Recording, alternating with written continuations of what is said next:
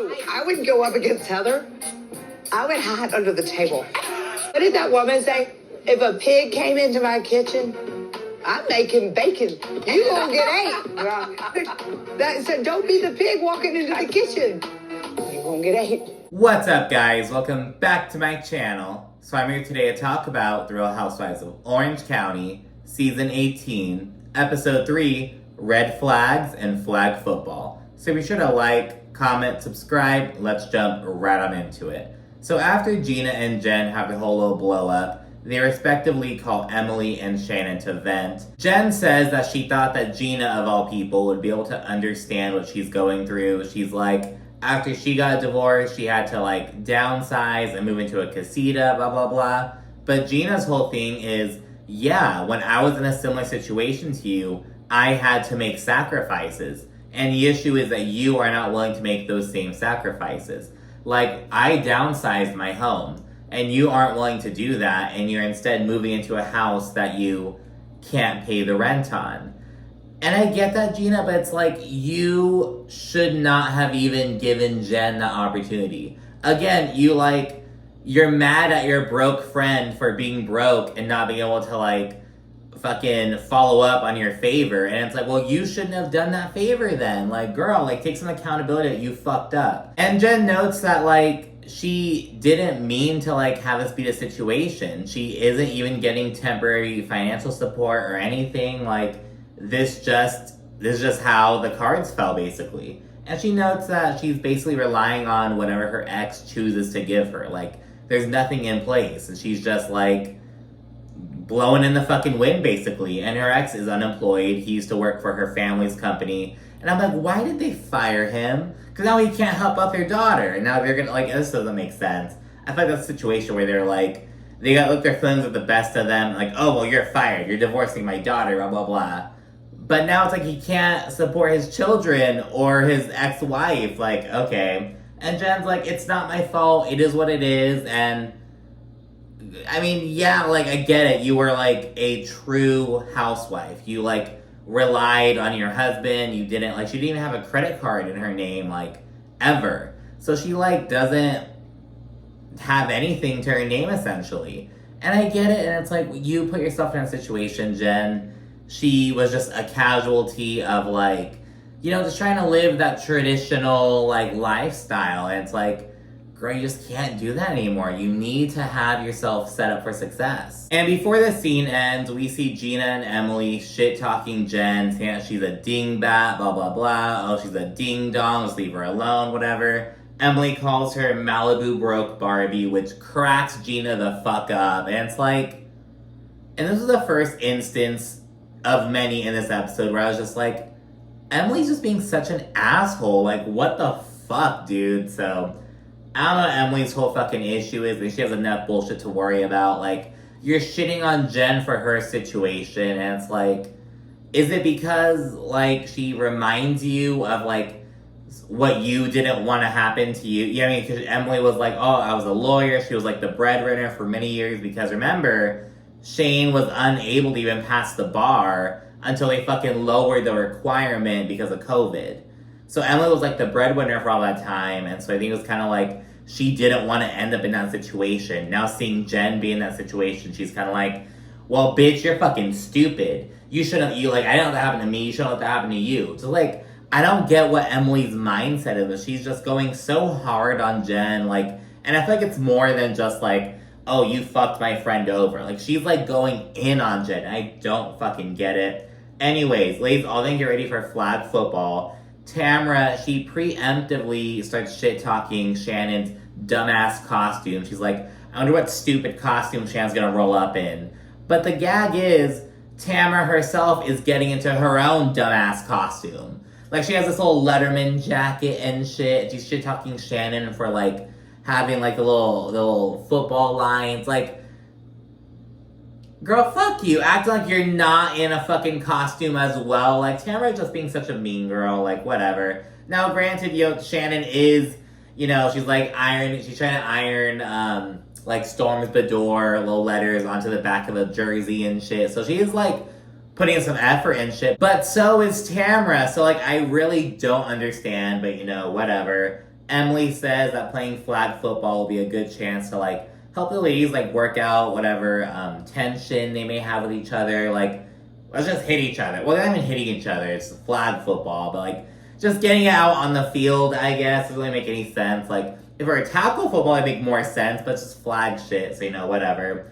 Jen is still pissed off with Gina and feels kind of uneasy to see her. But she's like, I'm gonna keep it cool, whatever. And again, Emily and Tamara both make a huge old deal about Shannon being in a costume. And she really doesn't look that different. And it's like, it's not a costume. She's like in theme. Like, Heather's sitting over here with a fucking referee shirt. You're not saying that she's in costume. Like, I really don't get it. Like, I like Tamara and Heather aren't in, like, worse costumes, but, you know, okay, girl. Speaking of which, Emily and Tamara are also the two team captains. They, like, choose the players and whatnot, and then they segue to, like, making team shirts and choosing names, all that jazz.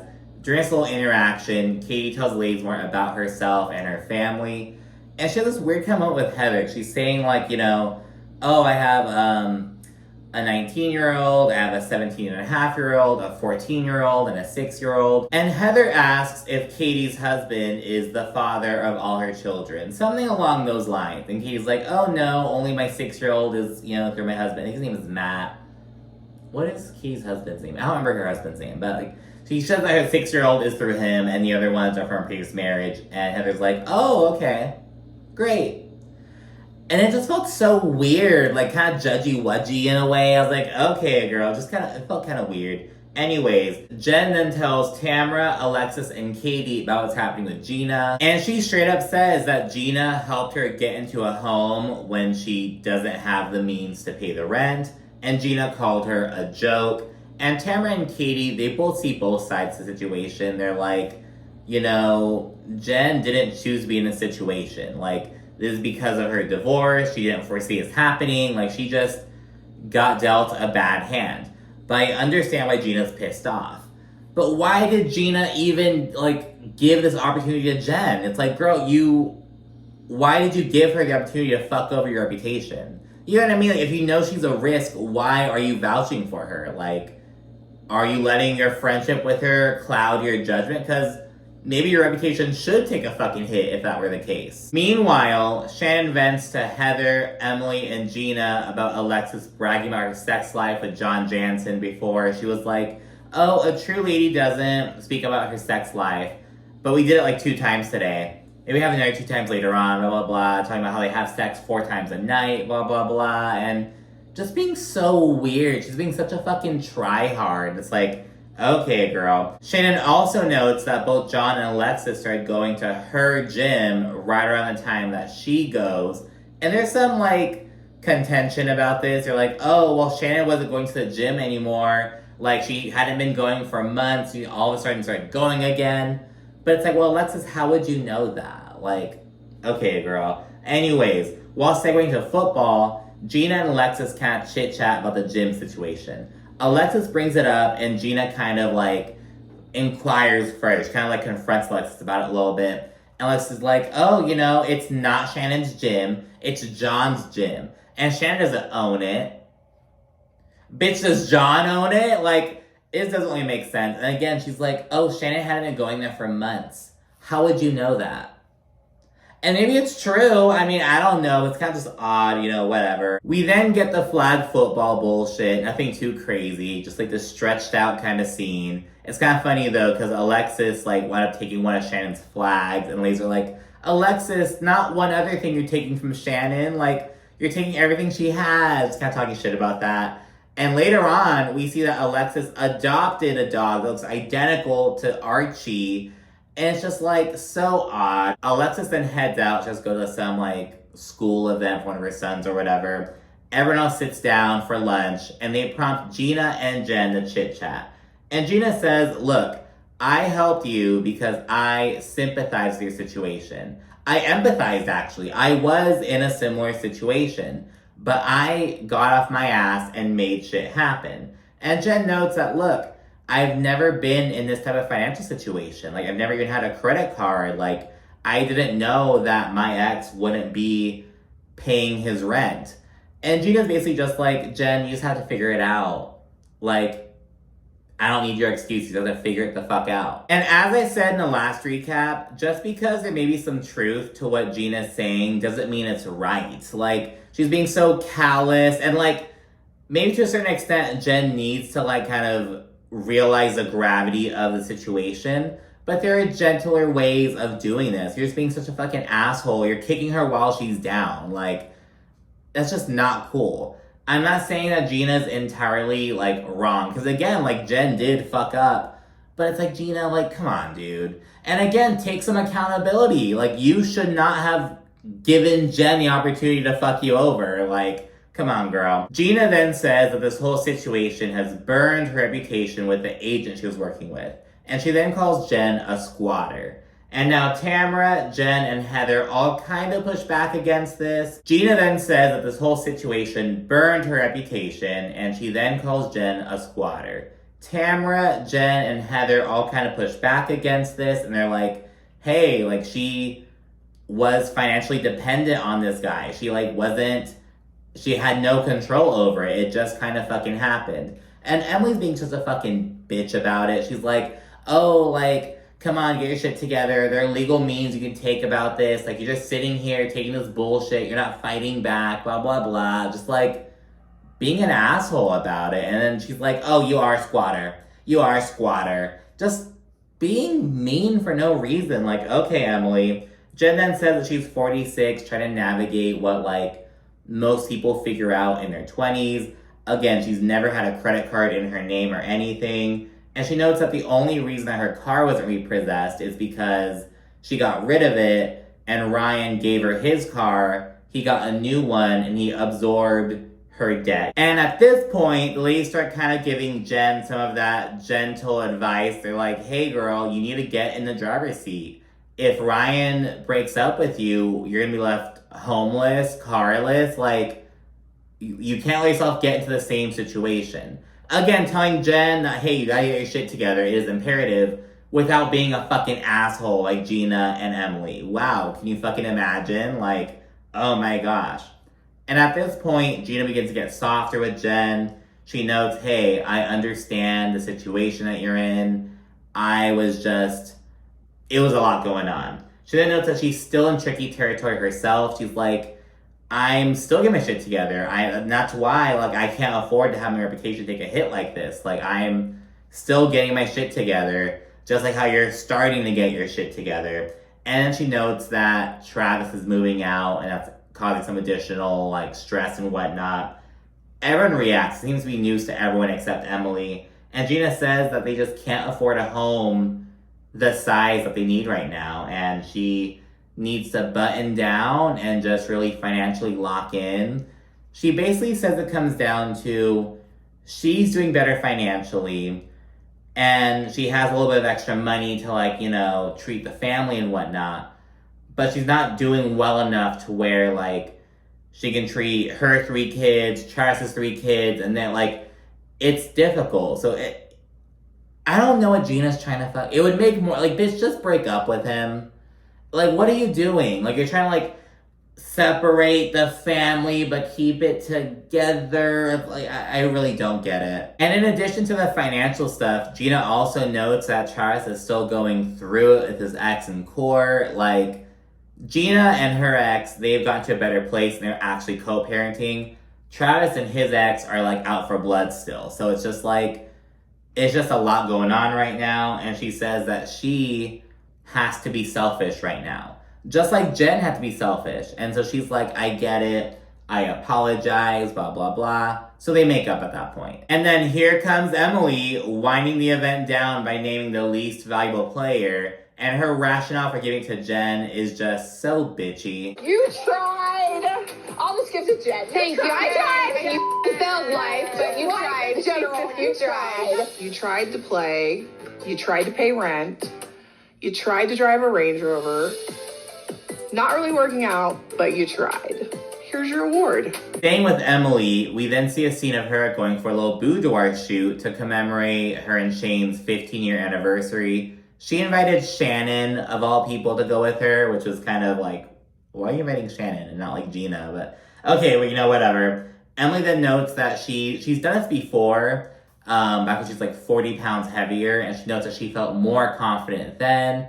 Because, you know, and Emily, she notes that she's working out every day. She's also on Ozempic. So it's like, okay, girl, like, but so that's that. She's like, oh, I'm working out, I'm dieting, and I'm on Ozempic. It's like, well, bitch, that's what it is. Like, girl, fuck out of here. Like, I'm working out every day. Why are you taking Ozempic then? And she notes that she's become obsessive about, like, working out and staying fit. And again, it's like, well, are you being obsessive about working out? Or are you obsessive about being skinny? And that's what the Ozempic's about, you know? Okay, girl. But whatever. She's also, like, navigating Orange County pressures and whatnot. I'm seeing some similarities between Emily in Orange County and, like, Heather on Salt Lake City. It's like, they're both kind of, like, you know, women who are taller and a bit, like, heavier than some of the other, not, like, fat, but they're taller. They have, you know, they're larger women. And so now with the whole Ozempic craze, they're really jumping on it. And they're like, for the first time in my life, I'm skinny. And they don't know how to fucking act. And it's like, okay, girl, I'm just saying it how it is. But anyways, Emily has her little spicy shoot and whatnot. And afterwards, Shannon vents about the whole gym situation with Alexis and John and whatnot. And she notes that her trainer, who she's known for like 6 years, kind of got the rundown on it. And he decided to confront Alexis and John about it. And he was just like, hey, I don't want any drama here. I don't know what you guys are doing, but it's not gonna fly here, blah, blah, blah. And Alexis allegedly made some comment about like, oh, I'm just a good Christian woman. I'm not doing any drama, blah, blah, blah. And the fucking trainer was like, oh, would a good Christian woman be talking about sex at a dinner party? And this, of course, set Alexis and John off. They're both so fucking pissed off, yada, yada, yada.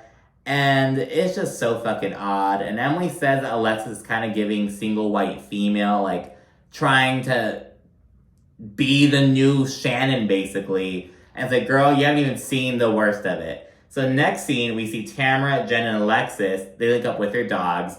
And Alexis has one dog that looks exactly like Archie. And they're like, did you steal Archie too? And Alexis is like, no, I adopted him. Yeah, you adopted this dog that looks exactly like Archie. Like, girl, fuck. Like, as if there weren't... It is just ridiculous. And again, it's like single white female, like, oh, I want to wear your fucking face. It's like so much. Oh my goodness. Tamara then tells Jen that, hey, you can't let yourself fall into the same situation that you fell into with your ex-husband. Like, you're driving his nice car, living in his nice house, but you don't have shit to your own name. And Tamara says that the gym business is great, but it's not a moneymaker. She also adds that, like, Jen has a lot of business partners, whereas Tamara and Eddie, it was all them. So their gym, they were keeping that money. Jen, she's, you know, spread super thin. She has all these people with input. None of them are getting fucking paid. So it's just like, you need to figure this shit out, girl. And regarding the whole gym drama, Alexis says that Shannon hadn't been going to the gym for 3 to 4 months. And again, how would you know that, girl? But, you know, whatever. And she says that she had been going to this trainer for that whole time. And now, all of a sudden, her trainer's causing drama with her, accusing her of talking about sex and whatnot, which is true. But she says that only Shannon would have known that. She's like, how would this man know what was going on, what I was talking about? So yeah, she's like pissed off at Shannon for that. She notes that Shannon has to clear John Jansen's name, and she says that the truth will be coming out soon. You'll all see the truth. You will all see the truth. Like fucking paying homage to that whole moment. We'll all see the truth. We'll all see the truth. Stop it! Stop it! Stop! No! We then see Katie and Gina go out to lunch with Miss Sutton, who knows both of them. And Sutton's actually one who introduced them to each other because Katie moved from San Diego up to Newport Beach. And she was like, oh, my friend's a realtor. I'll connect you guys. And that's how they met, and that's how Katie got onto the show, essentially. We learned that Gina knows Sutton because Sutton's ex-husband is the president of the company that Matt previously worked for. So the company that he got fired from for like the whole domestic violence incident and whatnot, yeah, that was owned by Sutton's husband. So that's how Gina knows Sutton, essentially. Katie admits that she and Sutton, when they first met, had a bit of a miscommunication. Katie says that Sutton was like, I think you're dim. And Katie was like, what the fuck do you mean? And she notes that Sutton kind of respected her for that. They're both from Georgia. Katie's from Atlanta. Sutton's from Augusta. So we chat about that. So it's cool, like, to kind of see the whole dynamics play out and whatever. Sutton then asked for Katie's opinion on Heather Dubrow, as Sutton is also friends with Heather. She loves Heather. And Katie notes that, there have been some weird interactions with Heather. First, it was at the Christmas party that Sutton had. And she notes that Heather, looked Katie in the face for 5 seconds before turning away. Just that being a mean girl, essentially. Katie then notes that she followed Heather on Instagram. She's like, oh, she's friends with Gina. And I'm like, well, why are you following some bitch you don't know who's rude to you? But okay. And after she followed Heather, Heather allegedly tagged her in this photo that she had already posted, some random selfie of her. And Katie's like, it was just so weird. So she notes that she's kind of wary of Heather right now, that she's open to seeing what's up with her. And Sutton kind of warns her about Heather. She's like, I wouldn't want to go up against Heather. Girl, don't let her fucking whoop your ass. Don't let her turn you into fucking bacon, girl. It's kind of tells her to fucking mind her P's and Q's with Heather, essentially. The penultimate scene is just some throwaway stuff of Emily and Shane at home. Emily notes that she has become super, obsessive about working out and being healthy and whatnot, while Shane is, downing big gulps, eating out and shit. So they talk about trying to find, a happy medium. She's like, I don't want you to, get a heart attack at 48, blah, blah, blah. I want you to get your stuff together. So again, just a health scene. And again, it's well, Emily, you're taking Ozempic, girl. Stop talking about health. You're so obsessed about working out. You are on this drug to drastically lose weight. Stop it. And finally, we see Travis moving out of his home with Gina. And he seems kind of fed up about the whole situation. And he notes that they're essentially breaking up their family unit and going back to dating. And they weren't engaged or anything, they're dating still, but it's they were a family. They had merged families and now they're taking a step back. And he's kind of upset about that. Gina's getting emotional seeing him actually pack, and she's like, what if this was a mistake? And I was kind of confused because well, do you mean what if this decision was a mistake? What if the act of you guys merging families was a mistake? What do you mean what was a mistake? But anyways, Gina says that it's kind of confusing because they're getting some space, but they're not breaking up. She doesn't want them to break up, blah, blah, blah. And she says she thinks that this is the right decision and that she sees net positives coming from this. In the confessional, she also says that if they don't try this, they are going to break up. So I'm what do you, I feel she was delaying the inevitable. Girl, rip the Band-Aid off, bitch. Okay. Gina then says she just needs space from Travis's past, and she's choosing herself and her 3 kids over their family unit. Which on the one hand, it makes sense, but it's girl, you already, I don't know, maybe she just didn't see the progress. It's not she just didn't see Travis making sufficient progress with this situation. But well, isn't Travis the one who helped you get into real estate? Is that did you want to get into real estate and then kick him to the curb? I don't know what Gina's doing per se. She then says that, this is what's right for the kids. And Travis pushes back against this. He's stop saying it's for the kids when it's your decision. I feel the kids would rather be together than stop saying it's about the kids. It's not about the kids. So they have different views about that. Gina says that, again, she knows it'll end if they don't try this. And she's afraid that he'll grow to resent her. But he's I'm not a grudge holder, blah, blah, blah. They're not going to make it. This is so sad to watch. And that's the end of the episode. And again, it was just Emily's just being so much in this episode. I don't know what it is. I was Emily, oh my goodness. But anyways, let me know what you think down in the comment section. Be sure to also like and subscribe. And of course, stay tuned for more. Thank you for watching. Bye.